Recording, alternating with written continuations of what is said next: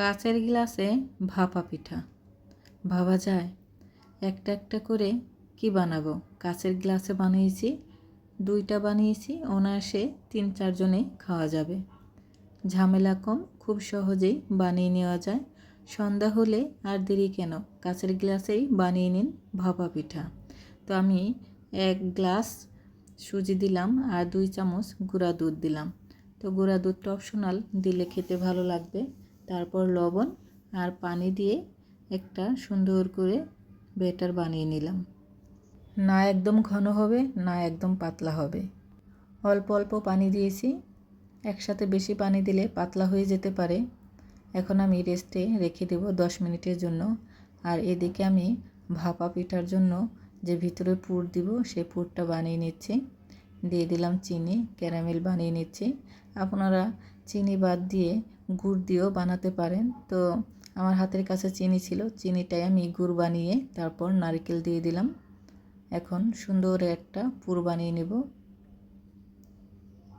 যখন আঠালো আঠালো হয়ে যাবে তখনই নামিয়ে নেব। দেখেন কত সুন্দর হয়েছে।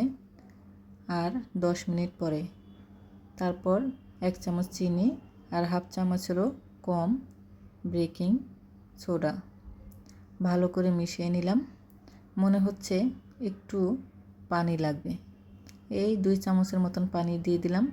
ভালো করে মিশিয়ে চিনিটা গলিয়ে নিয়েছি। এখন এই গ্লাসে আমি টিস্যু দিয়ে একটু তেল ব্রাশ করে দিচ্ছি, যেন পিঠা আটকে না যায়। তো ছোট্ট একটা চামচ দিয়ে গ্লাসে ঢেলে নিচ্ছি। আপনারা দেখতেই পাচ্ছেন আমার সুজির ব্যাটারটা কতটা ঘন হয়েছে। তো এখানে নারকেলের পুরটা আমি হাত দিয়ে মোট করে নিচ্ছি। এখন এই মোটটাই আমি পিঠার মাঝখানে দিয়ে দিচ্ছি, মানে সুজির মাঝখানে দিয়ে দিলাম। পানি আমি আগে থেকেই চুলার উপরে বসায় রেখেছিলাম, বলক এসে গেছে।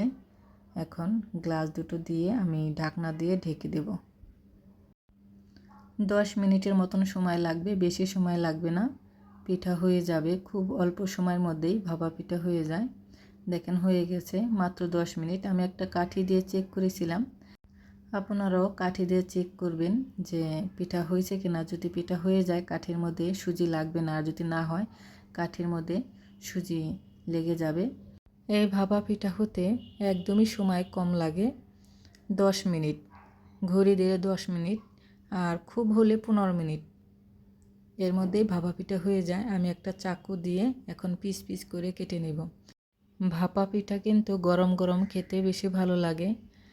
আমার কাছে গরম পিঠাটাই খেতে খুব ভালো লাগে, ঠান্ডা হলেও খাওয়া যায়।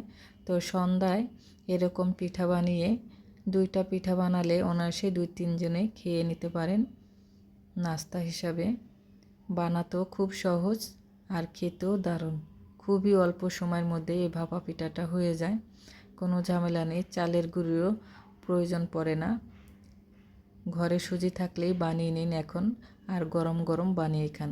কাঁচের গ্লাসেও যে এত সুন্দর ভাপা পিঠা হয়, না বানালে বিশ্বাসই হতো না। খুবই সুন্দর, খুবই সহজ। আর ভিডিওটি যদি ভালো লাগে লাইক কমেন্ট করবেন, শেয়ার করবেন, ফেসবুক পেজটা ফলো দেবেন। আমার রেসিপি ভালো লাগলে অবশ্যই আমার রেসিপিটা শেয়ার দেবেন। আল্লাহ হাফেজ।